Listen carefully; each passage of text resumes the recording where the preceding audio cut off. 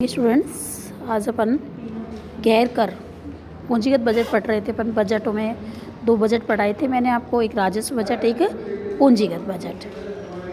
कर जो सरकार को कौन कौन सी चीज़ से आय होती है, एक तो करों के माध्यम से और दूसरा गैर कर के माध्यम से। सरकार को जो आय प्राप्त होती है किसके माध्यम से होती है, करों के माध्यम से और गैर कर के माध्यम से। कर दो प्रकार की बताए थे, प्रत्यक्ष कर और अप्रत्यक्ष कर। प्रत्यक्ष कर जिसमें आय पर लगता है, संस्था कर होता है, निगम कर होते हैं, ये जो होते हैं वो कौन से होते हैं, प्रत्यक्ष कर होते हैं। और जो जीएसटी है, गुड्स एंड सर्विस टैक्स, वो कौन सी होती है, अप्रत्यक्ष कर होती है। अब सरकार को और भी चीज़ों से आय प्राप्त होती है, जैसे आपने देखा है आज आप मास्क नहीं लगा रहे हो तो उस पर जो आपको जुर्माना या दंड लग रहा है तो वो भी सरकार की इनकम है। फीस है, कोई भी गवर्नमेंट फीस लेती है, या आपने देखा है टेलीफोन, बिजली के बिल या इनके बिल जो आप जमा करा रहे हैं, पानी बिजली के बिल, उस पर यदि आपने नियत तिथि पर यदि रुपया जमा नहीं कराया है, उसका भुगतान नहीं किया है, तो उस पर लिखा होता है नियत तिथि दे पश्चात इतना शुल्क दिया जाएगा आपको, तो वो शुल्क होता है, उससे भी सरकार की इनकम होती है। जुर्माना एवं दंड के द्वारा भी इनकम होती है। अब है आपकी पूंजीगत प्राप्ति एवं पूंजीगत व्यय को समझाइए। कल मैंने आपको पहले ही बताया था, राजस्व प्राप्ति के बारे में बताया, आज मैं पूंजीगत प्राप्ति के बारे में बता रही हूँ। पूंजीगत प्राप्ति जो सरकार को यानी प्राप्त कहाँ कहाँ से हो रहा है, ऋणों की, जैसे पुराने कोई ऋण दिया हुआ है वो आज वापस से वसूल हो रहा है तो पूंजीगत प्राप्ति हो रही है। उसको विविध प्रकार की प्राप्तियाँ भी होती हैं। कोई संपत्ति उसने बेच दी है और बेचने के बाद भी जो आय प्राप्त होती है वो पूंजीगत प्राप्ति है। सरकार ने यदि अपनी संपत्ति के अलावा शेयर वगैरह बेचे हैं तो भी सरकार को आय होती है। इसके अलावा है पूंजीगत व्यय, और पूंजीगत व्यय में खाते में उन व्ययों को शामिल किया जाता है जिनमें व्यय तो चालू वर्ष में किया जाता है लेकिन सामाजिक कल्याण में वृद्धि चालू वर्ष के साथ साथ आगामी वर्षों तक भी होती है।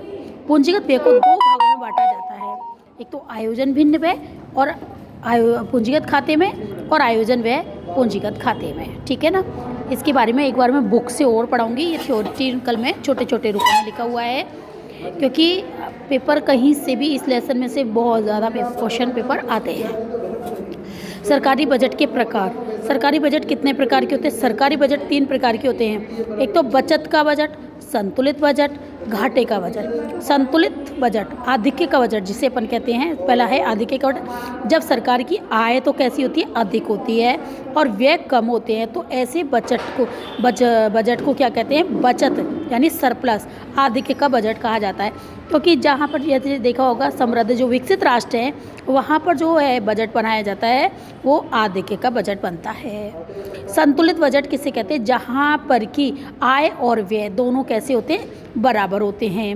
और घाटे का बजट, विकासशील देशों में कौन सा बजट बनता है, घाटे का बजट, क्योंकि जब सरकार के व्यय कैसे होते हैं, अधिक होते हैं, और आय कैसी होती है, कम होती है। इसका मतलब सरकार अपने विकासात्मक कार्यों पर व्यय कर रही है। ठीक है ना, ये तीनों का अर्थ लिखा हुआ है। बचत का बजट, जब सरकार की आय अधिक और व्यय कम होते हैं तो अर्थात आय का व्यय पर आधिक्य कुल आय यानी बचत का बजट। जब सरकार की आय तथा व्यय दोनों कैसे होते हैं, बराबर होते हैं। और घाटे का बजट, जब सरकार की आय की तुलना में व्यय अधिक होते हैं तो उसे घाटे का बजट कहते हैं। आर्थिक विकास की बढ़ती मांग, सामाजिक सुरक्षा योजनाओं पर बढ़ता व्यय, देश की मांग बढ़ने पर सरकार का सार्वजनिक व्यय तेजी से बढ़ता रहा है। घाटे का बजट ज्ञात करने का सूत्र क्या है, सरकार का कुल व्यय माइनस सरकार की कुल आय। ठीक है, अब बदलते परिवेश में, यहाँ तक तो आपसे यदि पूछा जाता है कि बजट कितने प्रकार का आता है तो 3 प्रकार के आपको बताने हैं, सरप्लस यानी बचत का बजट, संतुलित बजट और घाटे का बजट। और यदि वो दूसरा क्वेश्चन पूछता है कि आज जो नया युग है, नया परिवेश है, नया बदलता परिवेश है, उसमें बजट कितने प्रकार के होते हैं, तो बजट कितने प्रकार के होते हैं देखो, एक तो होता है आम बजट, फिर निष्पादन budget, zero base budget, outcome budget, gender budgeting, संघीय प्रांतीय स्थानिक संस्थाओं के बजट, सामान्य एवं संकटकालीन बजट। अब मैं आपको पढ़ा रही हूँ आम बजट। आम बजट जो है पारंपरिक बजट भी कहते हैं इसको। इस बजट का मुख्य उद्देश्य है सरकारी खर्चों पर नियंत्रण करना होता है, ना कि तीव्र गति से। मतलब आम बजट जो बनाए जाते हैं, जो सरकार के खर्चे हैं उन पर नियंत्रण रखना है।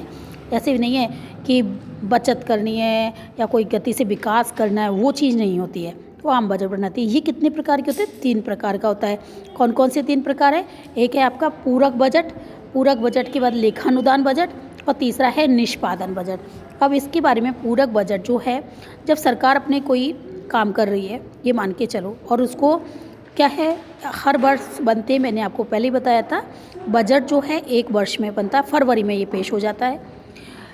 तो यदि ऐसा बजट जब कि ये इतनी राशि स्वीकृत कर दी गई है और बाय द वे आप जो काम के लिए बना रहे हो और आपने वो काम कर रहे हो और वो आपका बजट जितना रुपया सरकार ने स्वीकृत किया था वो पहले से ही समय से पूर्व ही ख़त्म हो गया है आपके पास, तो आपका काम ना रुके। यानी सरकार ये सोचती है कि जो काम किया जा रहा है वो काम ना रुके और आगे भी वो काम होता रहे। तो इसलिए धन की पूर्ति करने के लिए तो थोड़ा सा और, जो जैसे कि टेंडरिंग होती है, जानते हो, सरकार जनता को या किसी ठेकेदार को ये काम सौंप देती है। तो जब बजट में स्वीकृत धनराशि 31 मार्च से पूर्व समाप्त हो जाती है तो संसद के सम्मुख अतिरिक्त धनराशि, यानी और वो काम ना रुके इसलिए अतिरिक्त धनराशि के लिए मांग की जाती है। तो यानी जब स्वीकृत धनराशि समय से पूर्व समाप्त हो जाए तो सरकार उसके लिए अतिरिक्त धनराशि के लिए जो मांग करती है उसको क्या कहते हैं अपन, पूरक बजट कहते हैं। दूसरा है लेखानुदान बजट। 1 अप्रैल को अपने खर्चों के लिए नए बजट की आवश्यकता होती है। लेखानुदान हर वर्ष, यानी 1 अप्रैल से फिर नया वर्ष चालू हो जाता है, क्योंकि 1 अप्रैल से 31 मार्च, 1 अप्रैल से 31 मार्च तो नया बजट चालू हो जाता है, लेखानुदान बजट। ठीक है, तो 1 अप्रैल को अपने खर्चों के लिए नए बजट की आवश्यकता होती है। इसके अतिरिक्त संसद अस्थायी रूप से सरकार के व्यय के लिए अग्रिम धनराशि भी दे देती है, क्योंकि कोई काम होते हैं 1 वर्ष के अलावा कई बार 5 वर्ष तक के लिए होते हैं, लेकिन व्यय जो है स्वीकृत किए जाते हैं वो 1 वर्ष के लिए किए जा रहे हैं, तो और धनराशि की आवश्यकता है तो 1 अप्रैल को फिर वापस से उसको स्वीकृति मिल जाती है। फिर है निष्पादन बजट। कार्य के परिणामों या निष्पादन को आधार बनाकर निर्मित किया गया बजट निष्पादन बजट कहलाता है।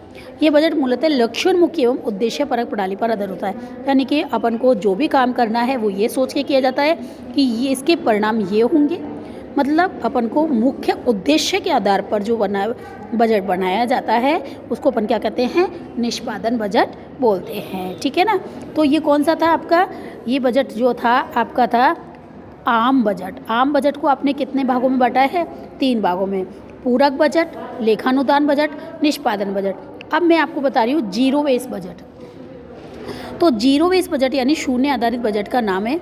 इसका 1 नंबर का क्वेश्चन है, सबसे पहले इसका प्रयोग किसने किया था, अमेरिका के जो राष्ट्रपति हैं पीटर ए पायर, इन्होंने सबसे पहले इसका प्रयोग किया है। यानी कि सबसे पीटर, इनका नाम जो है जीरो बेस शून्य पर आधारित, अमेरिका के पीटर ए पायर को इसमें जो मुख्य इसके मानते हैं वो पीटर ए पायर है।